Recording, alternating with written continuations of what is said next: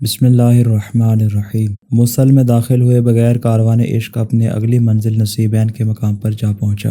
جب یہ قافلہ اس مقام پر پہنچا تو شمر نے ایک شخص کو بھیجا تاکہ حاکم نصیبین کو ان کے آنے کی اطلاع دی جائے۔ نیز اس نے یہ پیغام بھیجا کہ شہر کو سجایا جائے اور اہل بیت کے دکھوں اور دردوں میں مزید اضافہ کیا جائے۔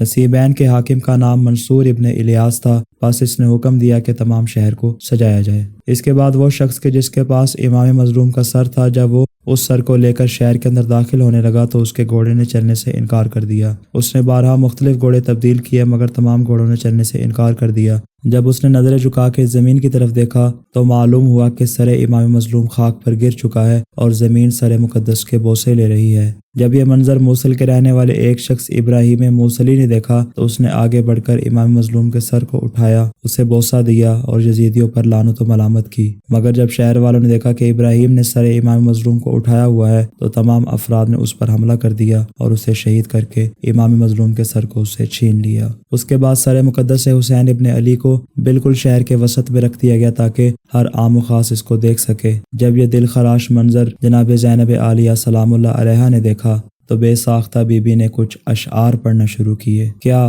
صرف ظلم کی بنیاد پر مخلوق کے درمیان ہماری تشہیر کی جائے گی، جبکہ ہمارے والد تو وہ ہیں کہ جن پر خالق جلیل نے وحی نازل فرمائی۔ تم لوگوں نے عرش کے مالک خدا اور رسول خدا کا انکار کر دیا ہے اور کافر ہو چکے ہو۔ تم نے سمجھ لیا ہے کہ گویا اس زمانے میں کوئی رسول نہیں آیا۔ اے بدترین امت، تم پر عرش کا مالک اللہ لعنت کرے، اور قیامت کے دن آتش جہنم کے شعلوں میں تمہاری آہ و فغاں کی صدا بلند ہوگی۔ موصل میں قیام کرنے کے بعد کاروان عشق اپنی اگلی منزل عین الوردہ میں پہنچا، جو کہ موصل سے 15 فرسخ کے فاصلے پر ہے۔ عین الوردہ حقیقت میں وہی مقام ہے کہ جہاں پر شامیوں اور توابین کے درمیان جنگ واقع ہوئی تھی، اور جب صبح کے وقت کاروان عشق اس مقام پر پہنچا تو وہاں کے حاکم کو آپ کے آنے کی خبر دی گئی۔ چنانچہ اس نے حکم دیا کہ مقتولین کے سروں کو ہر کوچہ و بازار میں پھرایا جائے۔ لہٰذا باب 40 سے شہداء کے سروں کو شہر کے اندر داخل کیا گیا اور نیزوں کو شہر کے عین وسط میں نصب کر دیا گیا۔ بس ظہر کے وقت سے عصر کے وقت تک لوگ اس سر مبارک کا دیدار کرتے رہے۔ کچھ لوگ تو وہ تھے جو اسے خارجی کا سر کہہ کے خوشیاں منا رہے تھے، جبکہ کچھ لوگ وہ تھے جو فرزند زہرا کا سر سمجھ کے